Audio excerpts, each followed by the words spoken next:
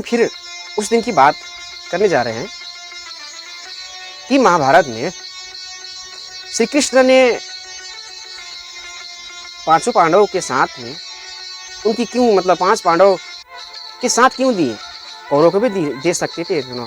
तो श्री कृष्ण ने क्यों दिया पांडवों का साथ, जबकि धर्म के मार्ग पर वे भी नहीं थे। ये तो बात भी सत्य है ना। कहते हैं कि श्री कृष्ण ने धर्म व सत्य का साथ दिया, उन्होंने कौरवों का साथ नहीं दिया, क्योंकि माना जाता था कि कौरव पापी और अधर्मी थे और कौरव जिद्दी छली और कामी थे। लेकिन क्या पांडव से भी सब नहीं, क्या उन लोग भी नहीं थे? कौरव पक्ष के कर्म कैसा था कर्म? भीष्म ने गांधारी की इच्छा के विरुद्ध धृतराष्ट्र से उसका विवाह करवाया था। दूसरी ओर काशी नरेश की 3 पुत्रियों का अपहरण कर उनका बलपूर्वक विचित्र वीर्य से विवाह करवाया था, जिसमें से एक अम्बा ने आत्महत्या कर ली थी। भरी सभा में जब द्रौपदी को निहस्त्र किया जा रहा था तब भीष्म चुप थे। इसी तरह दुर्योधन ने अनगिनत पाप किए हैं। कहते हैं कि दुर्योधन ने भी भानुमति से बलपूर्वक विवाह किया था। दूसरा, उसने छल से भीम को कालकूट विष पिला दिया था। पांडवों को बिना किसी अपराध के उसने ही तो जलाकर मारने की योजना को मजदूरी बना ली थी। दुर्योधन और उसके सभी भाई निरंकुश थे। महाभारत में दुर्योधन के अनाचार और अत्याचार के किस्से भरे पड़े हैं। दुर्योधन की जिद, अहंकार और लालच ने लोगों को युद्ध की आग में झोंक दिया था। इसलिए दुर्योधन को महाभारत का खलनायक भी कहा जाता है। कहते हैं कि दुर्योधन कलयुग का अंश था, तो उसके 6 भाई पुलत्स्य वंश के राक्षस के अंश से थे। शकुनी ने दुर्योधन को भटकाया और पांडव को जुआ खेलने पर मजबूर किया। उन्होंने ही गांधारी के परिवार को कैद कर रखा था। जब गांधारी गर्भ से थी तब धृतराष्ट्र ने अपनी ही सेविका के साथ सहवास किया, जिससे उनको युयुत्सु नाम का एक पुत्र मिला। यह वृद्ध और ज्ञानी होने के बावजूद धृतराष्ट्र के मुंह से कभी न्याय संगत बात नहीं निकली थी। पुत्र मोह में उन्होंने कभी गांधारी की न्यायोचित बात पर ध्यान भी नहीं दिया। इस तरह देखे तो कौरव पक्ष में कई ऐसे लोग थे जो कि पापी और अनाचारी भी थे। पांडव पक्ष के कर्म भी कैसा था, आइए जानते हैं कि पांडव पक्ष के कर्म कैसा था। ध्रुट क्रीड़ा करना एक व्यसन और पाप कर्म था, लेकिन यह जानते हुए भी युधिष्ठिर ने इसे खेला। इंद्र प्रथ का निर्माण करने के बाद युधिष्ठिर उस समय राजसूय यज्ञ के पश्चात चक्रवर्ती सम्राट बन गए थे। वह उन्हें अपने अथवा धन व कीर्ति पर गर्व था। जब उनके पास सब कुछ था तब भी उन्होंने क्यों जुआ खेलने का कर्म किया? युधिष्ठिर ने द्रौपदी को दांव पर लगाया और हार गया। क्या अपनी पत्नी को जुए में दांव पर लगाना अनैतिक और अधर्म, ये बात क्या नहीं है? इससे पहले क्या किसी महिला को सभी भाइयों की पत्नी बना देना धर्म समस्त है? क्या युधिष्ठिर और कुंती इसका विरोध नहीं कर सकते थे?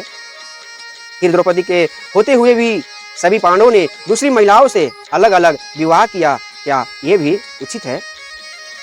श्री कृष्ण ने क्यों दिया आखिर पांडवों के साथ? आइए जानते हैं कि क्यों दिए उन्होंने श्री कृष्ण ने 5 को पांडवों के साथ। दरअसल ध्रुट क्रीड़ा एक बुराई है, जानते हुए भी युधिष्ठिर ने इससे खेलने को स्वीकार किया। शकुनी और दुर्योधन ने उन्हें सार्वजनिक रूप से इसका निमंत्रण भेजा था और उस दौर में ये क्रीड़ा क्षत्रियों में ज्यादा प्रचलित थी। दुर्योधन का ध्रुत का निमंत्रण भेजने के पीछे मात्र एक मकसद था कि बिना युद्ध किए पांडवों से उनका राज्य व संपत्ति हड़प लेना आवश्यकता नहीं है, इसीलिए युद्ध की कामयाबी इसी से करनी है।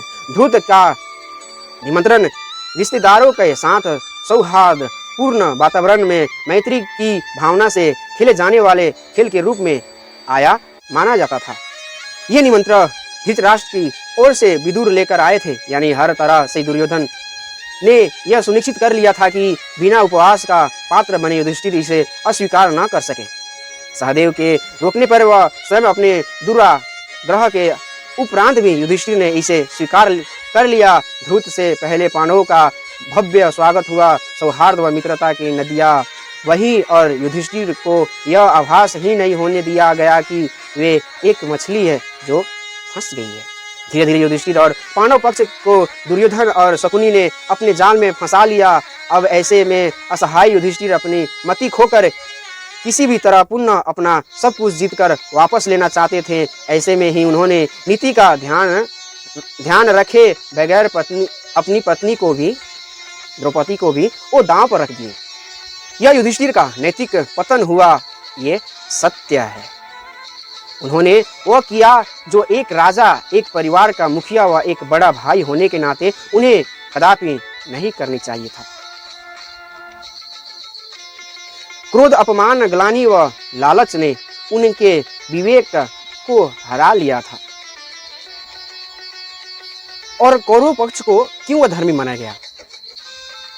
यहाँ धर्मराज धर्म के मार्ग से विमुख हो गए थे, लेकिन उस वक्त यदि दुर्योधन में अस्मात्र भी धर्म की भावना होती तो वह पांडवों को मुक्त कर वहां से जाने देता, चाहे उनका राज्य रख लेता, कभी भी द्रौपदी की चिरहरण नहीं करता। किंतु वह पापी था, उसके मन में पाप था और पांडव पक्ष उसके जाल में फंस गए थे। युधिष्ठिर और दुर्योधन दोनों गलत है, किंतु दोनों की मनसा में बहुत अंतर है और इसी अंतर से एक धर्म के प्रतिकूल जाकर भी धर्मराज बना रहा व दूसरा धर्म से बहुत नीचे वो गिर गया।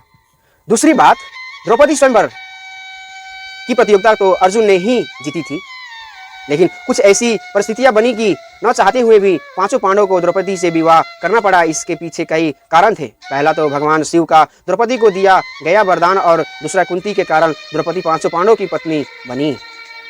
इसके अलावा स्वयंवर में अर्जुन द्वारा प्रतियोगिता जीतने के बाद द्रौपदी का विवाह अर्जुन से होने वाला था, लेकिन युधिष्ठिर और द्रुपद के संवाद के बीच वहां वेद व्यास जी आए और उन्होंने राजा द्रुपद को एकांत में ले जाकर समझाया और उन्हें भगवान शिव के वरदान के बारे में बताया।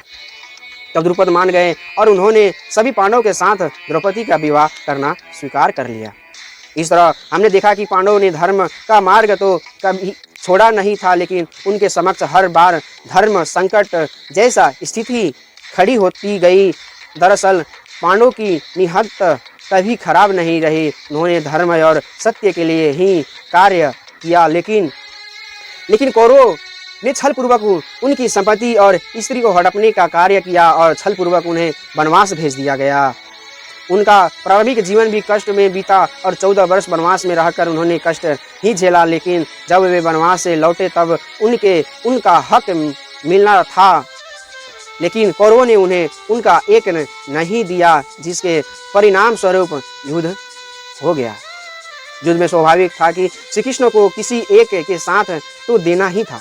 भगवान कृष्ण के लिए दुर्योधन और अर्जुन दोनों ही उनके रिश्तेदार थे। कृष्ण का पुत्र साम दुर्योधन का दामाद था। बलराम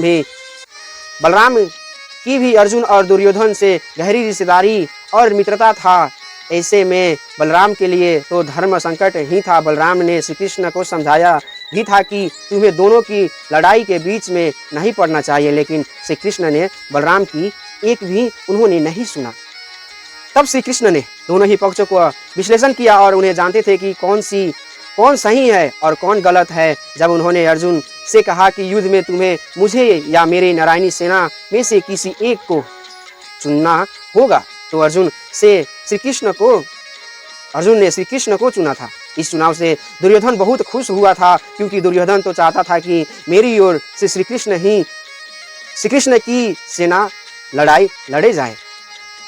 इससे पहले ऐसे कई मौके आए जब पांडव ने श्री कृष्ण के प्रति अपनी भक्ति को प्रकट किया और दुर्योधन ने श्री कृष्ण की अपमान ही किया था। कौरव पक्ष ने कभी भी श्री कृष्ण की बातों का मान नहीं